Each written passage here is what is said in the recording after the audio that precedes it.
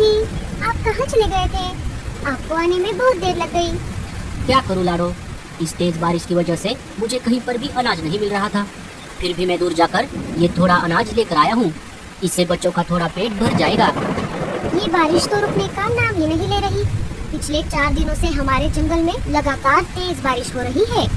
मैंने पूरा घर छान मारा, लेकिन घर में अभी थोड़ा भी अनाज नहीं है। अभी के लिए बच्चों को ये अनाज खाने दो।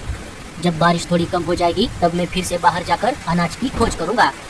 बल्लू जो अनाज लेकर आया था, बच्चे उस अनाज को खाने लगे। थोड़ी ही देर में सारा अनाज खत्म हो गया। मम्मी, मुझे और अनाज चाहिए। मुझे बहुत भूख लगी है। हाँ मम्मी, मुझे भी। बल्लू जी, हम तो और 1-2 दिनों तक बिना अनाज खाए रह सकते हैं, लेकिन हमारे बच्चे नहीं रह सकते। मैं एक काम करती हूँ, अभी बाहर जाकर कहीं से अनाज ढूंढ कर लेकर आती हूँ। नहीं लाडो, अभी बाहर बहुत तेज बारिश चल रही है। तुम्हें उड़ने में परेशानी होगी, क्योंकि तुम्हारे पंख छोटे हैं और तुम्हारा बच्चों के साथ रहना बहुत जरूरी है। इसलिए मैं ही वापस जाता हूँ। ठीक है बल्लू जी, लेकिन आप ज्यादा दूर मत जाना और घर वापस जल्दी आ जाना।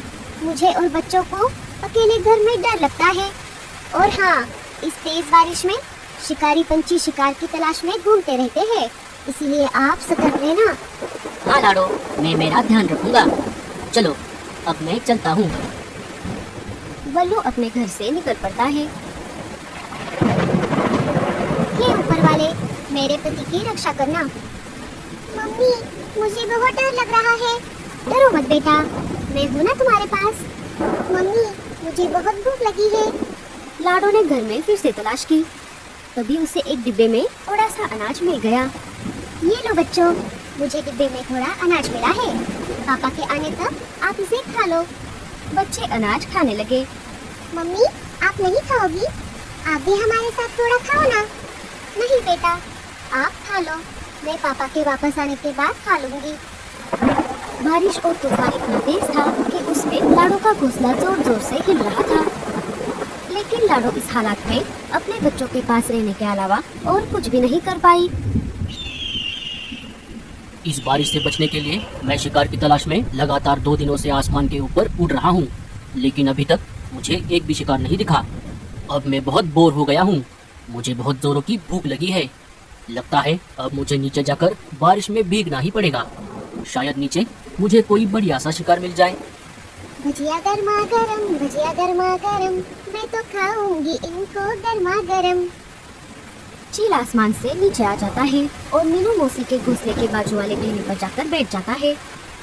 चलो, अब मुझे जल्दी से किसी हट्टे कट्टे शिकार की तलाश करनी होगी। अगर मुझे पूरा परिवार मिल गया जिनमें बच्चे भी शामिल हो, फिर तो मजा ही आ जाएगा। मीनू मौसी खिड़की से शिकारी पंछी को देख लेती है। अरे बाप रे, शिकारी चील, ये भला यहाँ पर क्या कर रहा है? चल मीनू, अब तेरा ऊपर जाने का समय आ गया है। अरे वाह, ये खुशबू कहाँ से आ रही है? अरे बाप रे, बचाओ, मुझे मत मारो। मैं तो एक बूढ़ी चिड़िया हूँ, मुझे मारकर तुम्हें क्या मिलेगा?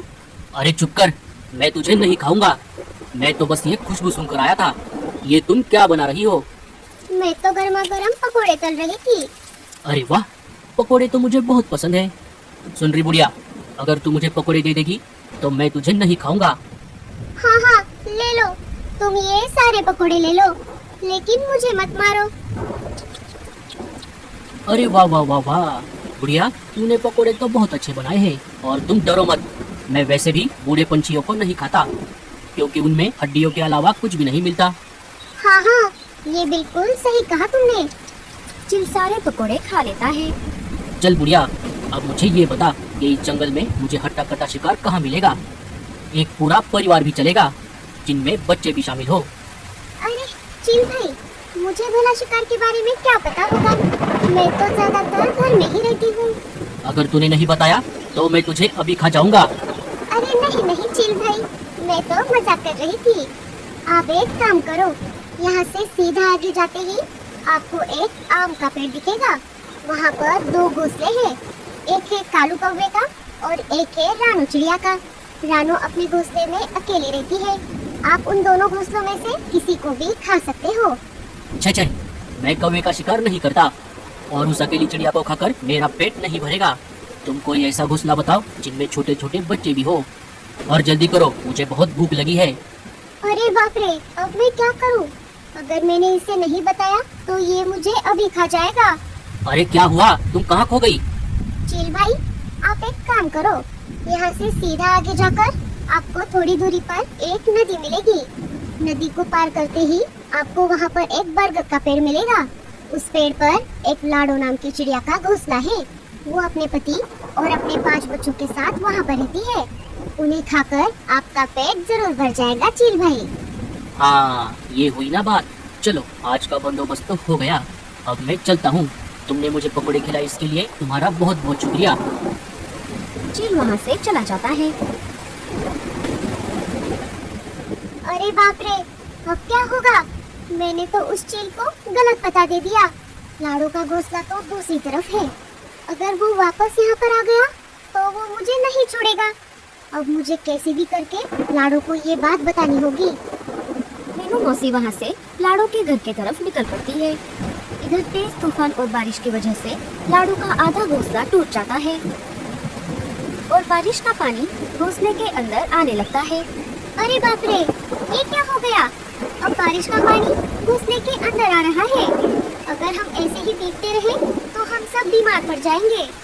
मुझे बच्चों को लेकर घोंसले के बाहर जाना होगा। चलो बच्चों, हमें ये घोंसला छोड़ना होगा। लाडो और बच्चे घोंसले के बाहर आ जाते हैं। अरे मम्मी, वो देखो, लगता है ये घोंसला नीचे गिरने वाला है। बच्चे के ऐसा कहते ही घोंसला धड़ाम से नीचे गिर जाता है। अच्छा हुआ मम्मी, हम सब समय रहते बाहर आ गए, नहीं तो हम भी घोंसले के साथ साथ नीचे गिर जाते। मम्मी, अब हम इस तेज तूफान और बारिश में कहाँ जाएंगे? बच्चों, आप सब मेरे पीछे पीछे आ जाओ। मुझे हमें रहने के लिए एक अच्छी और सुरक्षित जगह पता है। वो घोंसला एक पेड़ के तने में बना हुआ है। वहाँ पर शिकारी पंछी भी नहीं आ सकते। बच्चे और लाडो वहाँ से निकल पड़ते हैं। उनके जाते ही मीनू मौसी वहाँ पर आ जाती है। अरे बाप रे, ये सब क्या हो गया? मैंने तो चील को गलत पता बताया था। लगता है चील ने उन्हें ढूंढ लिया और पकड़कर यहाँ से ले गया। ये सब मेरी वजह से हुआ है। लाडो, बच्चों, बल्लू, मुझे माफ कर दो। अब मेरा भी यहाँ पर रहना ठीक नहीं है। मैं मेरे पुराने घोंसले की तरफ भी नहीं जा सकती। अब मुझे भी कोई दूसरी जगह ढूंढनी होगी। मीनू मौसी भी वहाँ से चली जाती है।